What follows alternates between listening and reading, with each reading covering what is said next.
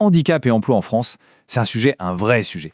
Mais si on regardait au-delà des lois, au-delà des clichés, et si, en fait, c'était une chance incroyable pour les entreprises? Allez, on va creuser ça ensemble. Écoutez bien cette phrase. Je ne serais pas qui je suis aujourd'hui sans mon handicap. C'est Charlotte, une entrepreneure, qui dit ça. Et ça change tout, non? Ça nous invite à voir le handicap différemment. Pas comme un manque, mais comme une partie de qui on est. Une force même. C'est vraiment le point de départ de toute notre discussion. Une force, donc, mais une force qui se heurte à un sacré défi. Parce que pour beaucoup, trouver un travail, eh bien, c'est encore un parcours du combattant.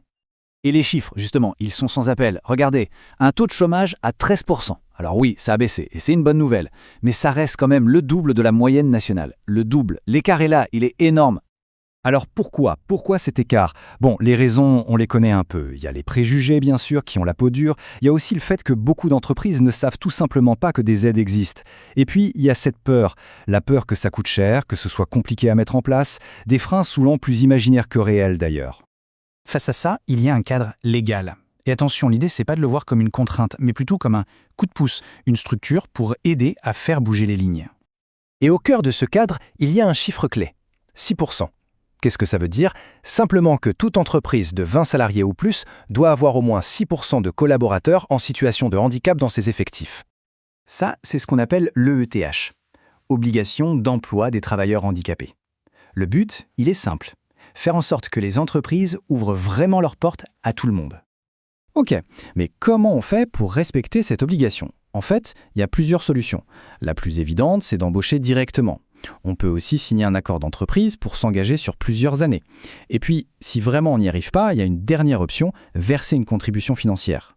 Et cet argent, il n'est pas perdu, il sert à financer un fonds qui aide justement à l'insertion. Bon, le cadre légal, c'est une chose. Mais en pratique, comment on fait pour lever les freins dont on parlait tout à l'heure? La bonne nouvelle, c'est que pour chaque peur, pour chaque obstacle, il y a une solution. On a peur que ça coûte cher? En réalité, il existe des aides financières importantes. On a l'impression de ne pas avoir les compétences pour bien accueillir quelqu'un. En réalité, il y a tout un réseau d'experts pour accompagner pas à pas. Le message, il est super important. Les employeurs ne sont pas tout seuls. Et ces experts, qui sont-ils?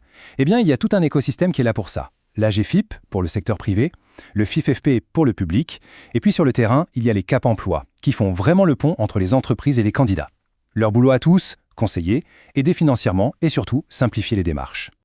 Faisons un petit zoom sur l'AGFIP, par exemple. C'est vraiment l'interlocuteur principal pour les boîtes du privé. Vous vous souvenez de la contribution financière? C'est l'AGFIP qui la gère et qui la transforme en aide concrète pour recruter ou pour adapter un poste.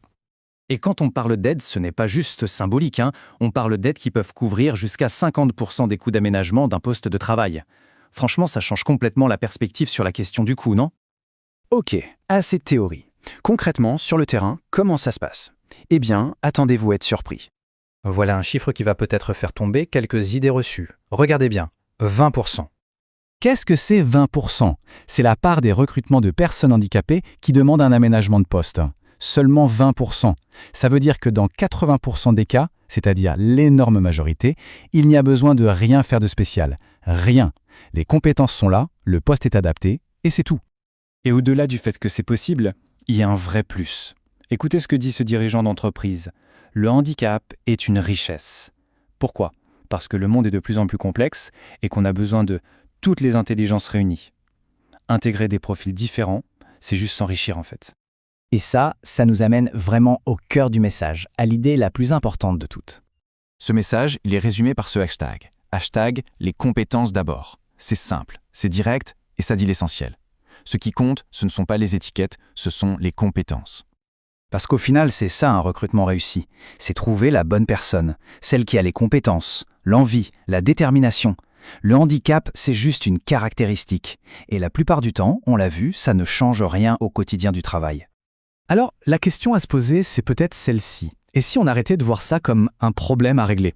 Et si on commençait à le voir comme ce que c'est vraiment, une opportunité? Une chance d'avoir des équipes plus riches, plus créatives. Et si la différence, en fait, devenait notre plus grande force?